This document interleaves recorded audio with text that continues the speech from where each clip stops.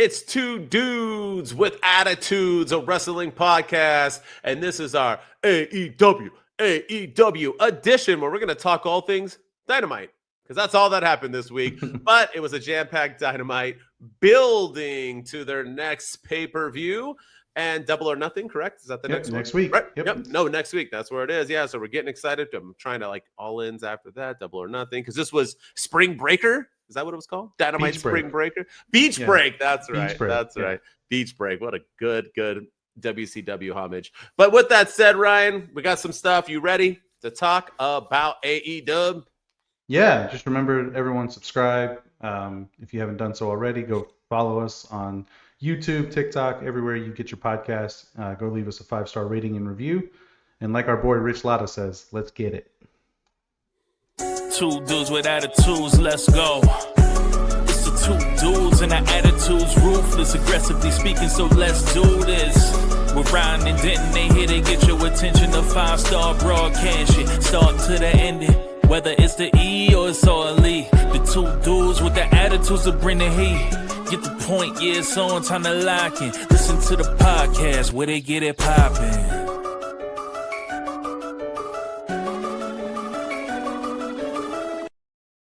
All right, like we said, it is AEW time. And yes, only one episode happened because we did the collision on the last one from this past Thursday. But it doesn't mean we won't have a lot to talk about. There is some news, my man, right? Hit us up with some news again. Some unfortunate news coming our way. Yeah. That Steve Mongo McMichael passed away. And he passed away a while ago. Like I think it was a couple of weeks ago, but or maybe a week and a half ago. But AEW finally acknowledged it on television. I had forgotten he had passed away until the graphic came on the screen at the beginning of Dynamite with the in memoriam. And apparently Ric Flair is going to be on Collision this week to talk about his relationship with Steve Mongo McMichael. But it's very sad news for him to have passed away. He was suffering for a while though. I think he was in the hospital for a long time.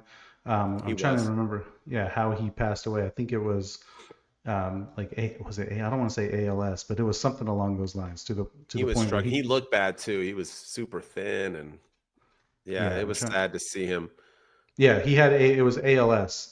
He was diagnosed in 2021 of ALS, and then he passed away on April 23rd of this year.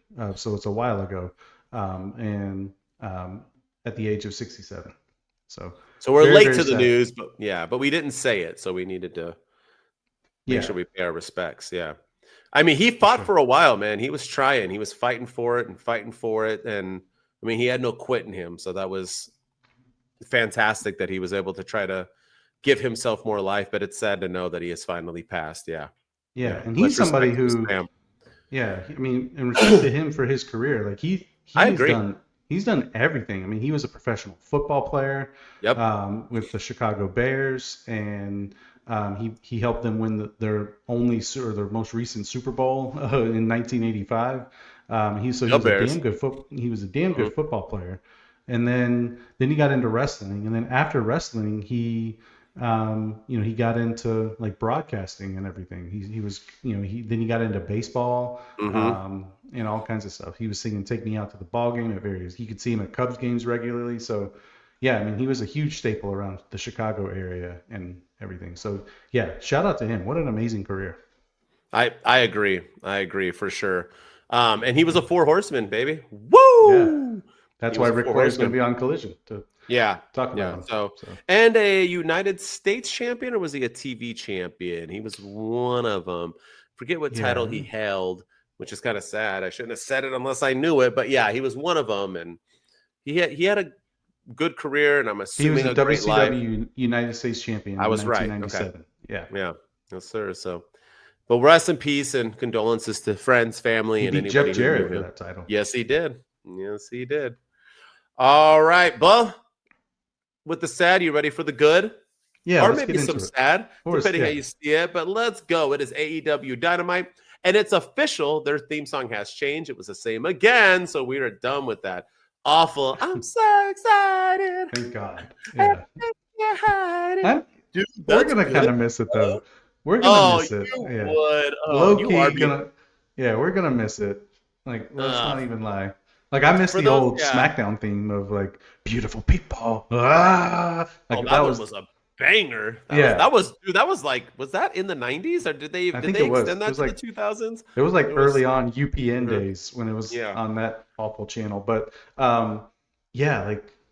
I think we're gonna kind of miss. I'm so excited. I kind of miss Saturday by Elton John. Oh my god! See, for those of you that don't know, Ryan is slowly becoming an AEW nut hugger. He is slowly his TikToks, everything is like. Did you know that AEW is great? That's his new thing. So if you're loving that look AEW, at my logo, man. Look at my logo. Yeah. You hinted at when you asked my girl to make it for you. You were like, "Can you make it look like AEW? I don't like them. I just really want it to look like them." Thanks, bro. Imitation is the sincerest form of flattery, as they say. It is. You love what you want to love, brother.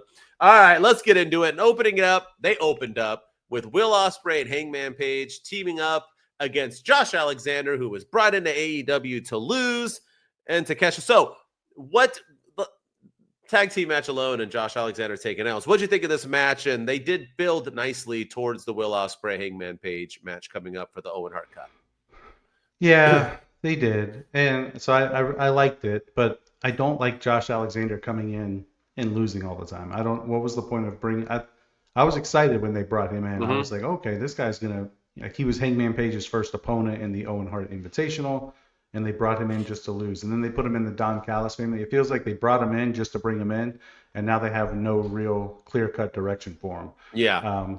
But I did like the tease between Ospreay and Hangman Page when Hangman Page was trying to grab Will Ospreay, and Ospreay like turned around and slugged him because he thought it was Takeshita, or he thought it was Josh Alexander, and then that led to tensions the rest of the match. So I did like the little tease, and I liked what they did with the tease between Ospreay and Hangman Page, where Hangman Page thought it was Josh Alexander or Will Ospreay thought Hangman Page was Josh Alexander, and so he turns around and slugged him. So I did like that they did that. I just don't like what they've done with Josh Alexander since he's been in AEW. Yeah, I like when they do it too, because they are going to wrestle soon, right? They have to have some kind of animosity, right? Or some kind of better upmanship, you know what I mean? And I like that they teased it, especially when he's going to hit him with the elbow and he stopped, which was kind of cheesy because you're going full force, you can like stop so casually. But nonetheless, it was building. And even after the match where they were kind of going at it and tussling a little bit, I like it, man. I like we've said over and over again, right? These are two of the bigger stars in AEW per se. And to have them wrestling in a match, people can say is a bad thing. I think it's a great thing. I think it's going to build one of them up. I think it's going to be Will Ospreay. I know you're hoping it's Hangman Page. I'm not saying I'm hoping it's Will Ospreay. I'm just saying I think it's going to be. But nonetheless, I don't think we're going to get a loser out of this. I think whoever wins and moves on, the other one will still shine and do something else. So. I was right about Hangman Page, though, huh? You were like loving that thing last week, and I told you it looked like he was kissing babies. What did he do this week when he came out to the ring? I don't know if you saw that or not. Oh, that's right. He's found a little kid and signed his T-shirt. So yeah, he's back to full-on babyface. Yeah, I'm digging it. No, that's not what you're supposed to do. Keep who you are. It's part of his redemption arc. Cool if the kid would have handed him a marker and he would have thrown it into the crowd. That's what people cheer. Like, you still have to be hit. You can be cheered and still be like. Yeah, that's true. It doesn't need to be like, oh, I got it. Love, hearts, Hangman, kisses. Tell your mama hi. I get that. A little too cheeseball for me. But anyway, speaking of cheeseball, last week I complained that Toni Storm had a 4-way title contender match. They're just throwing people in and wasting them away. What they follow that up with? Another Toni Storm 4-way title contender. I want to hear your opinion on it before I tear this thing to shreds. Go ahead, my man. Yeah. I don't know what they were trying to accomplish here. So first of all, the match was Toni Storm versus AZM versus a newly signed and debuting Mira Shirakawa, even though I feel like she's been in AEW forever. But she was with Mariah May and Toni Storm. Wasn't she in that feud forever when they were weren't they all a team? Yeah, I was confused by that. But I think she was like with New Japan technically. But now she's officially with AEW. Yeah. And then you had Hometown Girl, Sky Blue, all from in Chicago, by the way, like one of the biggest wrestling markets out there. And Chicago, hey. And Toni Storm lost this eliminator match. So not only and who won? Not the hometown girl. No, it was right. It was Mina Shirakawa for whatever reason. Mm-hmm. I don't know what they're doing here. Like I was under the impression that we were getting like an undefeated Mercedes Moné versus a undefeated, I guess, in eliminator matches, Toni Storm at All In for the women's team, or I guess the women's championship. I guess the TBS title is just an afterthought now. But now, like, what's the point of having Toni Storm lose? Like, I don't get it. I don't understand what they did. I don't mind it so much in the fact that we're turning around and she's getting the match right away at Double or Nothing, so we know when she's getting her shot for the title. But even then, Mina Shirakawa is not winning. So what's the point? Like, I don't know. It just feels very, very pointless in my opinion. So Mina just defeated Mercedes, correct? Yes. She beat her for one of her 75 titles, correct? Over the weekend or something. So people keep saying that Mercedes is politicking every decision made in AEW, correct? Isn't that the rumor? That's what they say. So do you think she politicked Toni Storm having to lose the Mina as well? So when their match happens, it doesn't look like she's favorable over her. It looks like it's a fairly squarely type of situation. I'm not trying to start rumors. I'm just throwing it out there. Because here's the thing, right? We didn't talk about it because of SmackDown, because we just went straight into Backlash and we usually skip that Friday episode. But I just want people to know I'm fair about this. The Street Profits lost a tag team match to Fraxium, non-title, and now Fraxium gets the next shot at them for the titles because it was like an eliminator. You know how I felt about that? I hated it. Why are you going to have the most red-hot tag team in all of pro wrestling lose to Fraxium and then they shook their hands, gave them props? Like, I've never gotten that, because do you wrestle harder when it's for the title? Like, did the Street Profits not really care? It's not the playoffs. We don't need to put full effort into it. Same thing with Toni Storm. Why are you going to have her lose? She has been nothing but on a hot streak. You're about to have the undefeated Mercedes money versus the red-hot best champion you've had in AEW in quite some time, about to wrestle probably. And you're going to have Mercedes take an L in another country for no title and then have Toni lose at that same. What are we doing here? Like, what are, like, this ain't like Mercedes Toni should have been like Mike Tyson, Evander Holyfield. You know, like, this should have felt like a freaking the two best in the world. They don't lose. They're the like, and now they've both taken L's to Mina. Like, cool. Yeah. So I just Googled it. Mina Shirakawa cost Mercedes Moné the strong women's. There it is. The strong women's title at New Japan Resurgence over the weekend, but she lost to AZM, who was in this match. Who then took an L. So she beat Mercedes, then lost, and got it. Yeah. Even better booking. Yeah, and so that's why Mercedes came out and attacked Mina after the match. So, yeah, I don't know. There's part of me that, I'm not going to talk about this in unpopular opinion, but there's part of me that doesn't want to see Mercedes Moné win the Owen Hart Invitational, only because she has the TBS championship, and I feel like there needs to be a feud at the biggest show of the year for that title instead of her going for the women's title. And that's why I think Jamie Hayter should get the win. And it's a better story, former stablemates going at it for the women's title. Jamie Hayter, when she lost the title, I don't think she was pinned for it. So, or I think she had to relinquish it due to injuries, I believe. Something happened, but and that's when Toni Storm kind of went unhinged after that. So I think Jamie Hayter should win, but I don't think she's going to. She can now. She has an out. For one, I didn't feel like it because Mercedes hadn't lost in 2 decades. I mean, she still hasn't lost in AEW, but now she has lost. Why can't Mina cost her?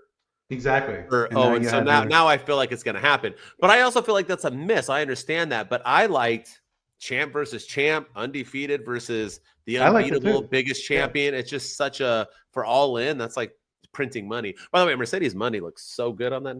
Anyway, but yeah, she did. That's probably the best we've seen Mercedes in AEW, and she didn't cut a promo, so that tells you everything right there. She's only the best when she's cutting a promo or she's a puppet. So at least so far here. So all right, let's talk about the main event.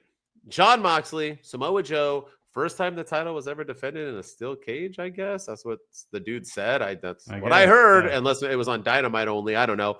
But nonetheless, Mox wins due to a Gabe Kidd who's been in AEW a ton, but now people are acting like this is his first time, like he hadn't been there for the past couple of years. But he came in, threw in the briefcase that has a title in it, I'm assuming. I don't know.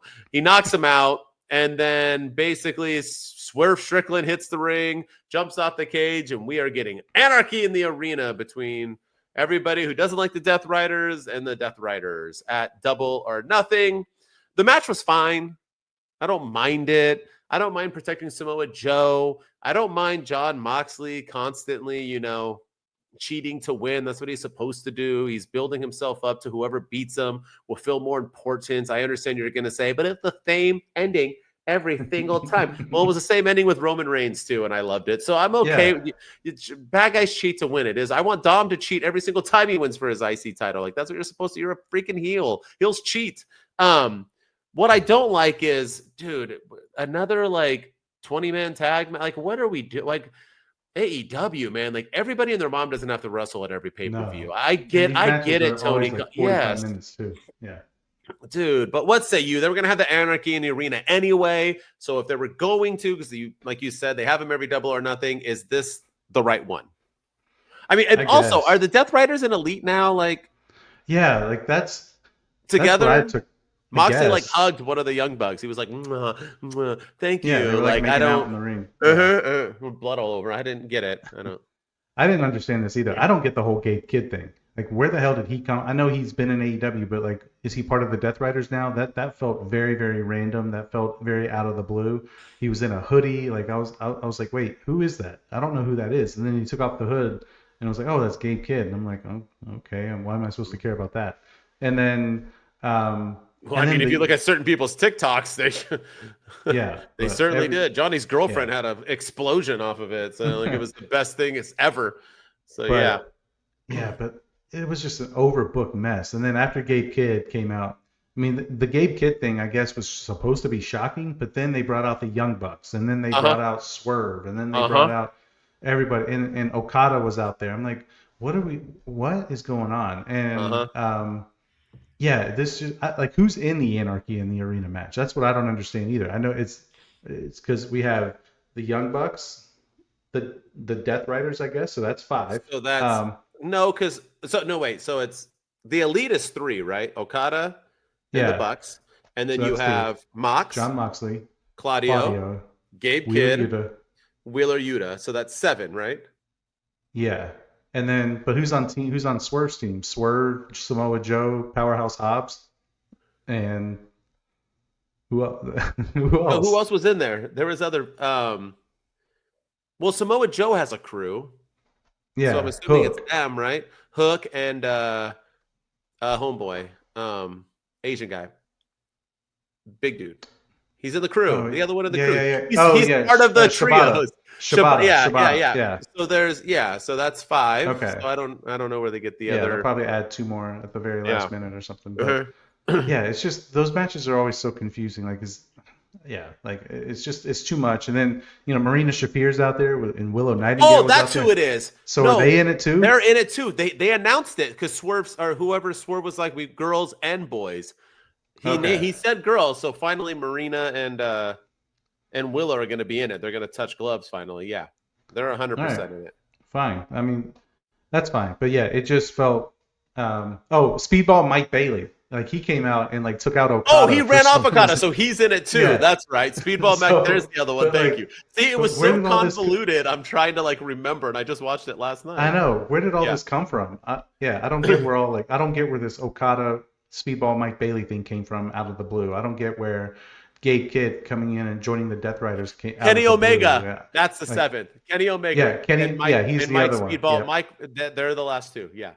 Mm-hmm. I completely forgot about Kenny Omega. How could I forget about him? But dude, he looks slow, man. He looks that. I know. Tuberculosis, whatever it was, his thing that he had, the Brock Lesnar diverticulitis. That seems like it put some work into him. Poor guy, because I love Kenny. I know. Sorry, continue going. Yeah. But yeah, the ending was just way overbooked, and overbooked doesn't always necessarily mean bad, but this was just way too. there's too many people in the ring. There's like, am I supposed to be cheering for this? Am I supposed to be excited for this? Who's in the match? Who's in the ring? Swerve Strickland comes in and takes out everybody by jumping off the cage, but Gabe Kidd, cool spot, but yeah, it was a cool spot, but it was just a hot mess to end the show. It definitely took away from Gabe Kidd 100%, especially because they threw the briefcase in, hit him with it, pinned. They kind of moved on a little bit, and then they were like, "Wait, it's Gabe Kidd!" Like, you're supposed to do that, like throw the briefcase in, take the hoodie off. It's supposed to be a big deal, right? But I don't think I get that AEW, New Japan, everyone knows, but I just don't think Gabe Kidd was that guy. It wasn't like a moment where it was like, I did think it was ironic, though, even though they already had it booked, that it was like literally the same thing that just happened with Jeff Cobb. But nonetheless, it was like repeating history right back and forth. But like I said, I like the match. I like the Cobb part. Everything after that, though, leading into Anarchy at the arena, I didn't. It was just too much. Like we said, we couldn't even keep track of who was who. And that means you have too many people in it. When you're going to have people in a match that I don't even know who's going to be in it, and then I'm kind of like, why? Like we added get 7. They added Hook and Shibata, but they had nothing to do with this thing right now. So you're just going to add him in for fun if you do, or you adding in another 2? So he's out. Yeah. Maybe he's not even in it. Yeah, so that's what I mean. So we're even getting that many. Or are we leaving Death Riders out? Is it going to be 5-on-5 and we're going to leave out, Yuta, obviously, and yeah. I don't know what they're doing. And nothing's been announced yet officially, so we just have to wait and see. Maybe they'll announce it at Collision, but they need to get this straightened out because right now it's a hot mess express. I agree. All right. Last thing we're going to talk about at Dynamite, and that is one MJF and the Hurt Syndicate. MJF was having an interview with the beautiful, gorgeous, perfect Renee Paquette. And Renee told him, what if they don't accept you? And then the Hurt Syndicate walked in and overly over the top, so you knew 100% the decision they were going to make. We're like, we got shit to do. Get in the ring or else. And then when they hit his name to come out, he was hiding. And your hero, your love, the man that you were so happy, you probably paused it on that spot, Tony Khan, with the probably worst acting I've ever seen. I don't know why he was awkwardly smiling, like, and he wasn't even there. He was behind. No, he was behind him. It was god awful, but no. I say this for WWE too. Stop showing the flipping gorilla. I'm so sick of it. Can we pretend that wrestling is real just a little bit? Just a little bit. But nonetheless, MJF's hiding. He's afraid to come out. Bobby Lashley ends up saying thumbs up. He literally tries to throttle him, and Bobby Lashley's not having any of it, but it ends up with them all hugging. MJF, next week they're going to have him sign a contract. I didn't know you needed to have a contract signed to be in a group, but I guess you do when you hurt people. And then he hired that bozo as his lawyer because I guess MJF doesn't make enough money to hire a real lawyer, so he uses an AEW talent to become his lawyer. And gosh. Okay, so tell me why you enjoyed the segment, why you loved it, and why MJF is going to be beat up next week on Dynamite. Oh, well, this segment, I thought it went on a little too long, in my opinion. You had the whole crew thing with Dustin Rhodes coming out beforehand with Sammy Guevara, and you had Leo Rush and Action Andretti cutting a promo on the Hurt Syndicate immediately after their match, and it was just, and then MVP was like, hey, the producer's telling me we got to go to commercial, so we'll be right back. And I was like, oh my god, are we doing this for real? And then he said 60 seconds too, and it was like a 3-minute commercial, just like so then they come back, and then that's when the segment really got good. But I feel like you could have cut out all that Dustin Rhodes stuff, and you didn't need it. That could have been a backstage segment or something. But I have mixed opinions on this segment. The one thing I did like about it was, like, I don't think MJF is officially joining the Hurt Syndicate. I think he's going to get beat up next week. 100%. That's why he's signing the contract. But I think he foreshadowed in this episode with the interview with Renee Paquette, because he said, like, I'm not looking for variables. I want my Triple B back. I've made that perfectly clear. You know, if I have, like, he basically admitted that he's using them to get back to the world title picture, and he's going to cut whatever corners he can to get there, because that's at least how I picked up on it. He was saying that when he plays the game, he plays to win, and he knows that he's going to win, and he wants to get his title back. So that to me was like he's using the Hurt Syndicate, to get that belt back. 100%. So that's why they all said yes this week, and they're going to say no next week, and then he's going to get his ass kicked. So I like the acting, I liked the intrigue, I liked his facial expressions in the segment. So I thought all that was really good. I thought the Bobby Lashley stuff was well done. But the Shelton Benjamin going after Tony Khan was stupid. The MJF hiding behind, like, why was he hiding? Like, is he scared he was gonna, like, you had to get the answer. What if, like, I don't know. I didn't get why he was hiding. Hide next week, or something, but don't hide this week. But I didn't hate it. I thought it was good. I thought it was good up until once they got rid of the Dustin Rhodes stuff, and they actually moved the segment along. I thought it was a little out of character too, because the past 12 weeks he's been coming out and being in the ring with them where they've been saying no and they didn't lay a hand on him, and all of a sudden he's afraid that they're going to beat him up because of it was pretty stupid. I think that was Tony Khan wanting to get caught on camera again. I also, you're saying foreshadowing, Bobby Lashley had a AEW official shirt on with a thumbs down. Official. It said AEW on it. That wasn't like a shirt he had his homie make that he wore that some wrestlers will do. No, that was an AEW. Why would they make that shirt if he's going to thumbs up? Also, who's ever joined a crew and then they said tune in next week to when we sign a contract to get that he's getting beat up. He's going to try to sign the contract. That joke of a lawyer is going to come out. He's going to get the shit beat out of him. But here's the thing. It's going to be great. That's going to lead to Lashley. So all of this is fantastic. And I think they have to not let him in because this seems too close to home. For those of you that don't know, MVP bitched and moaned, basically saying that Triple H stole his idea of the Hurt Syndicate and gave it to the Bloodline. What did the Bloodline do? They had a group of people of the same kind of descent, and then they added in a white guy who told jokes and was goofy, but was still a big-time player. Make any sense to you? So I feel like if they're going to do this, this is like a way of them saying, F you, Triple H, F you, WWE, we were the original Bloodline idea, and now we're going to make it better. So they can do that.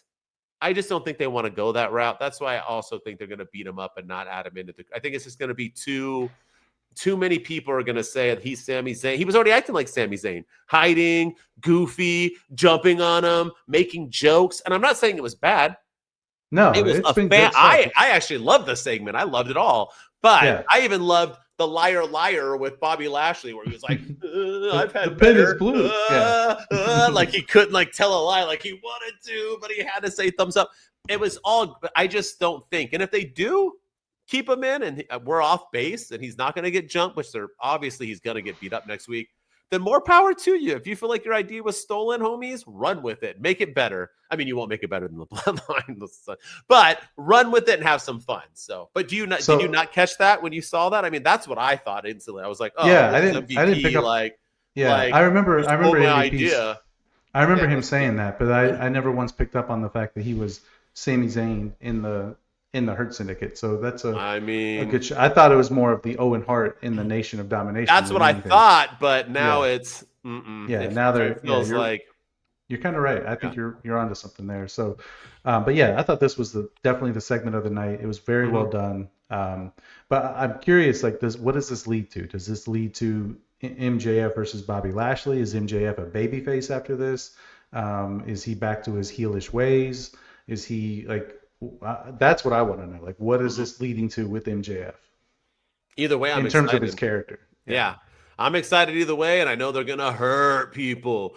They will. He wasn't even doing that. He was like, "We hurt people. We hurt people." He was like Sami Zayn. It was it's 100%. So on Shop AEW, they have the Hurt Syndicate thumbs down heavyweight T-shirt.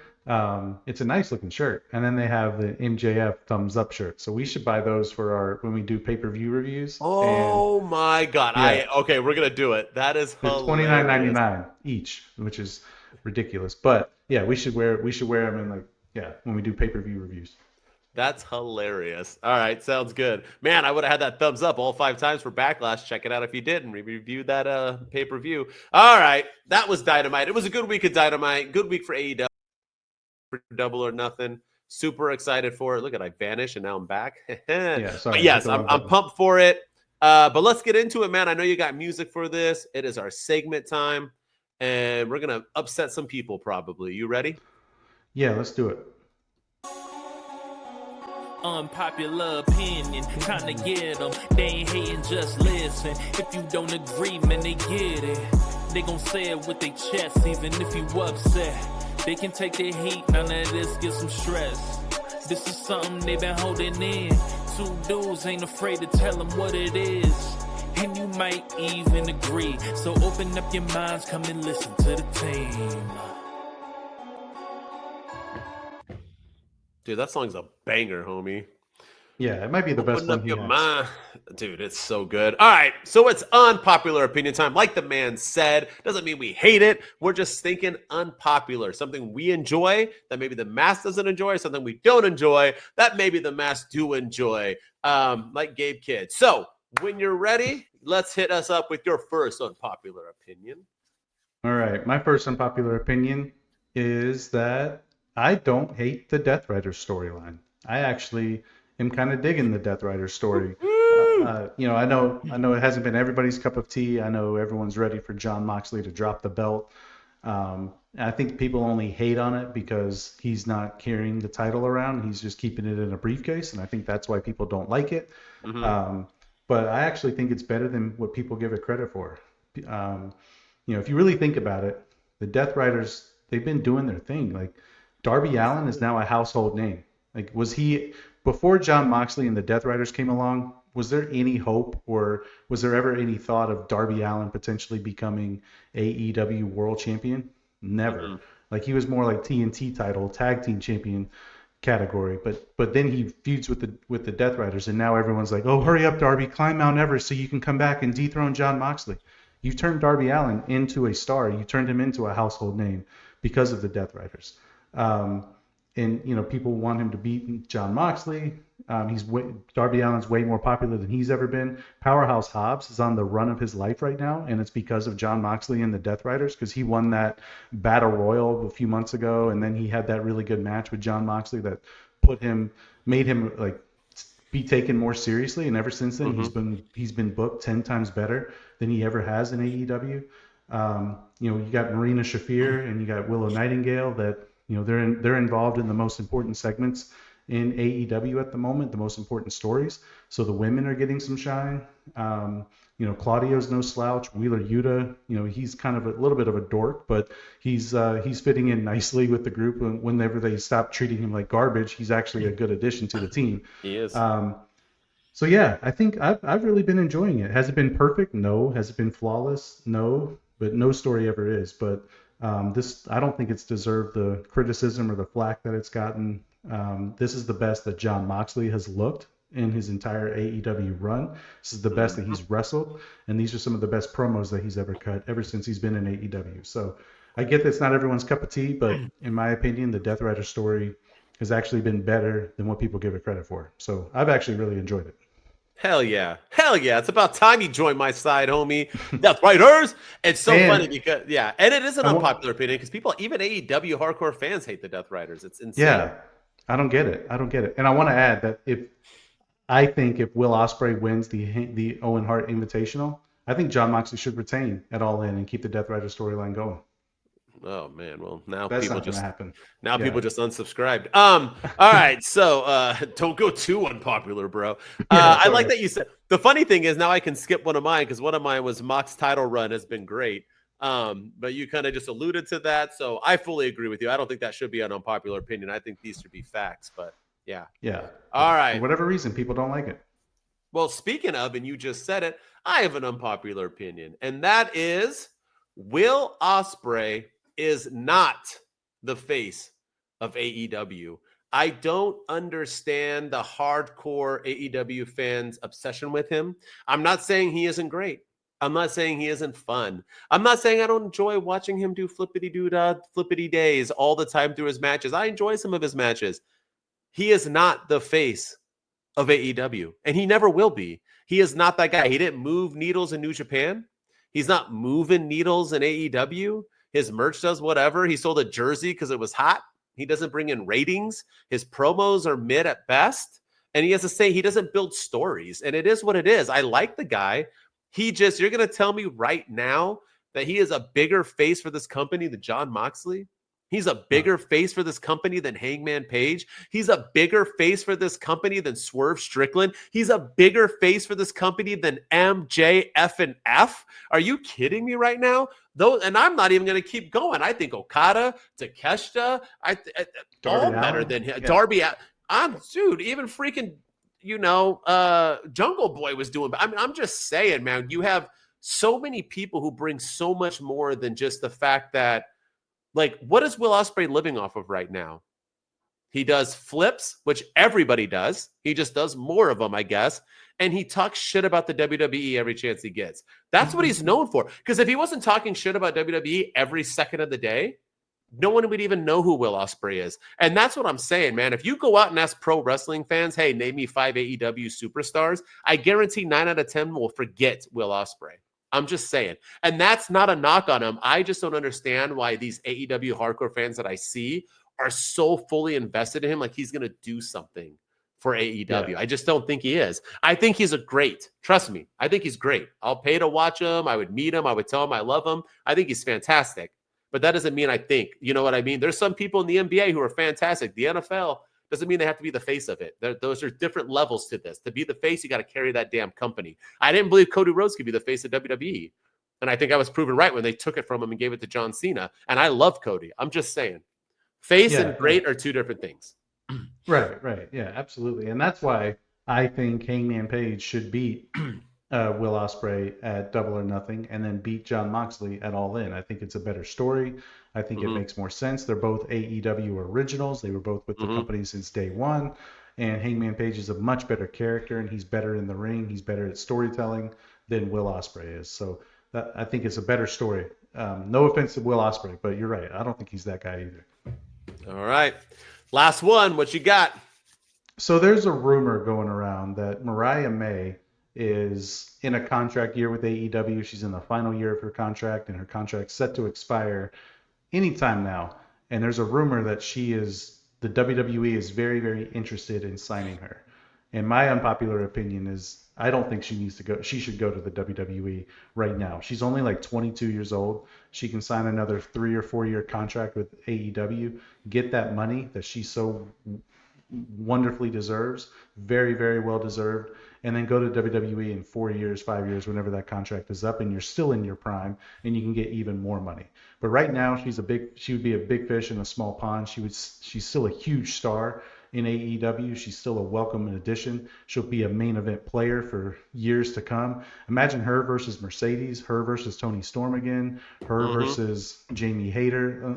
Some of the stories that she can tell in the ring with just everyone. Willow Nightingale, Marina Shafir. There's so many people she can have matches with that if she goes to AEW or WWE, where's she going to go? Is she going to go to NXT? That women's division is thriving at the moment, and there's like she kind of, I feel like she's going to get lost in the shuffle in the WWE. And then you go to the main roster, you have Becky Lynch and Charlotte Flair. You've got Lyra Valkyria climbing up the ranks. You've got Nia Jax. You've got Tiffany Stratton. There's a lot of people she can have great matches with, but I feel like she'll get lost in the shuffle. If we've seen what Triple H has done with like the Chelsea Greens and Zelina Vega right now, and even Lyra up until her feud with Becky and some of the other women, he's been kind of struggling getting them on the card. Nia Jax wasn't even on the WrestleMania card. Alexa Bliss has been nowhere to be seen.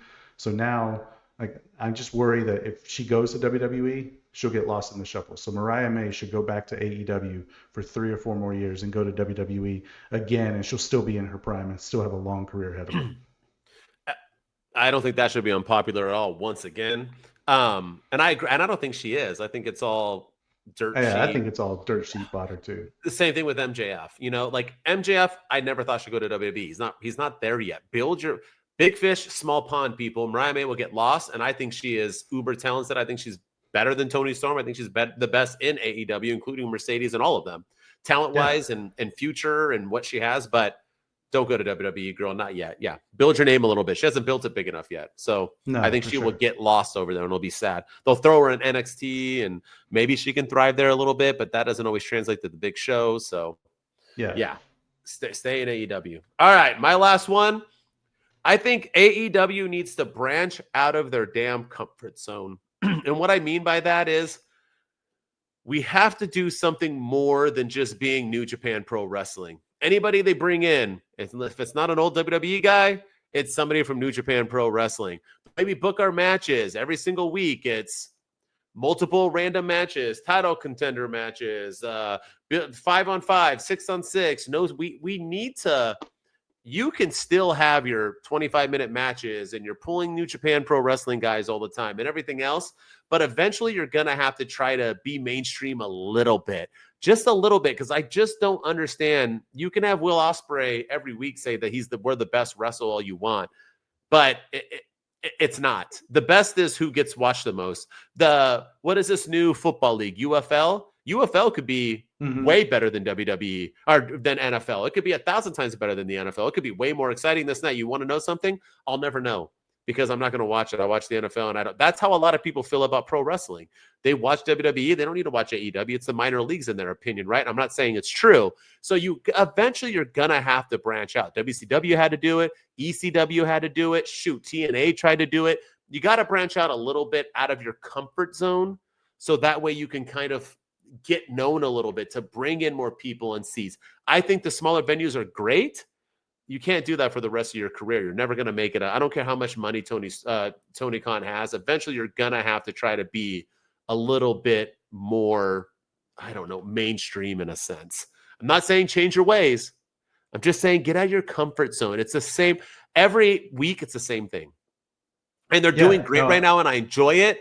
And it's just like the Gabe Kidd guy. Like, the internet's blowing up. No, they're not. The 1% of TikTokers who only watch New Japan and AEW blew up. Nobody else is. You know what I mean? That would be like someone from NXT, like Trick Williams taking his mask off at WWE. Like, is it cool? Yeah, sure. But the only people are going to know are the ones who watch NXT and WWE, right? It just, you can't, every time there's somebody new, that's what it is. If it's not Edge or CM Punk, it's a guy from New Japan Pro Wrestling who has already been in AEW a ton of times because all they do is mix. That's all I'm saying. I'm saying eventually AEW, you could be great, but you can always be greater. Let's get to greater now. I think it's time.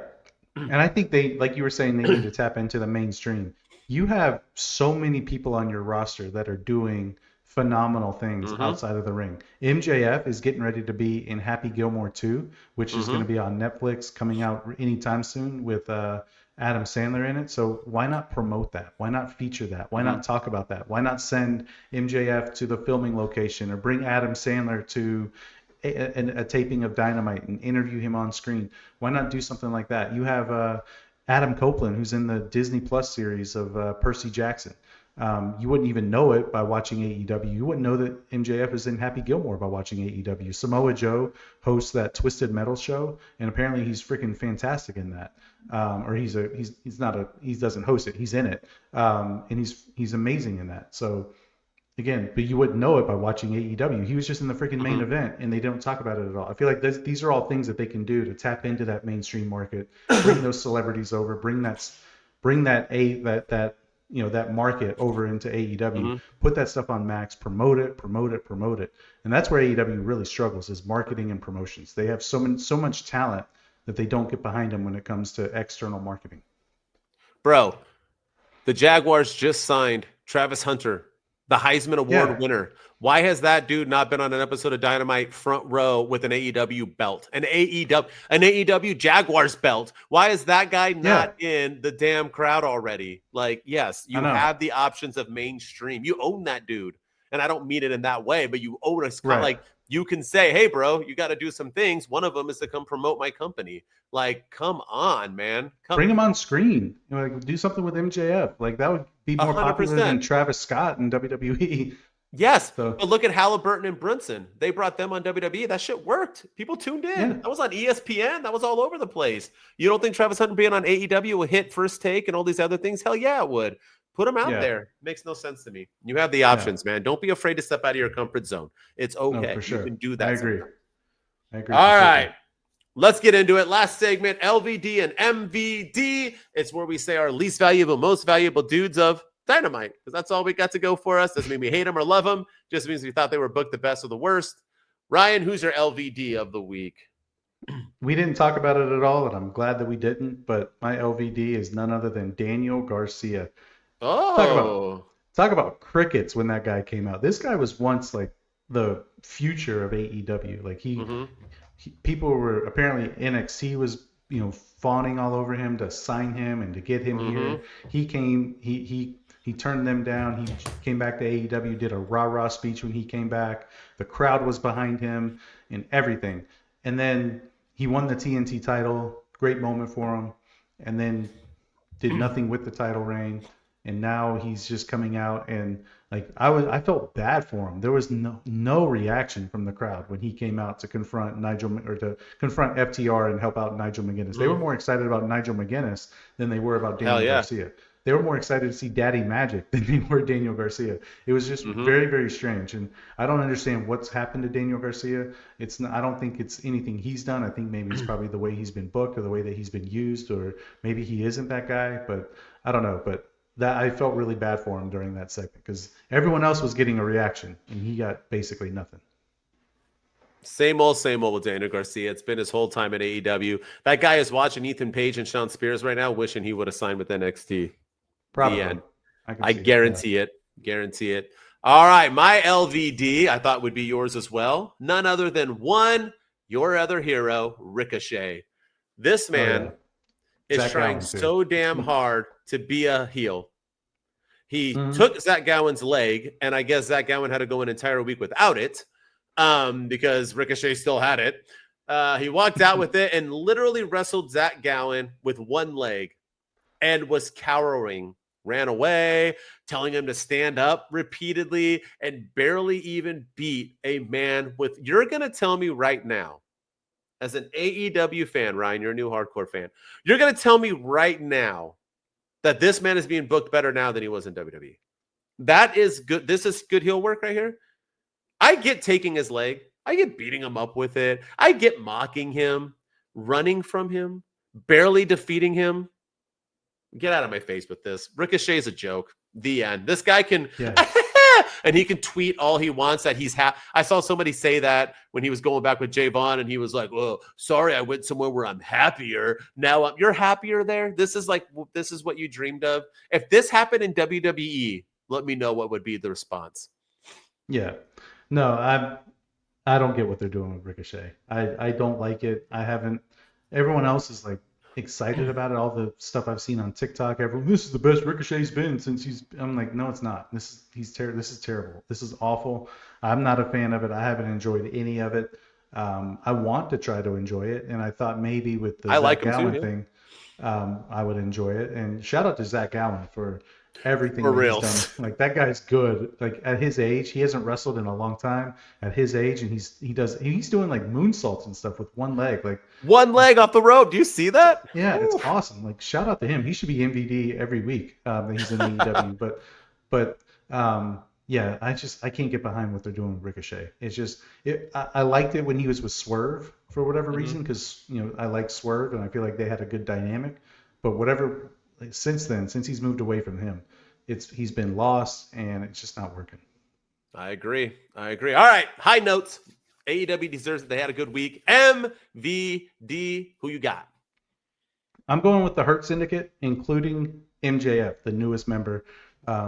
I feel like this is the most interesting Bobby Lashley has been since forever, maybe. I don't know. But MJF is bringing his personality out of him. This is the best that the Hurt Syndicate has looked since. The Hurt Syndicate is better than the Hurt Business in WWE. Like, what they're doing now is great stuff.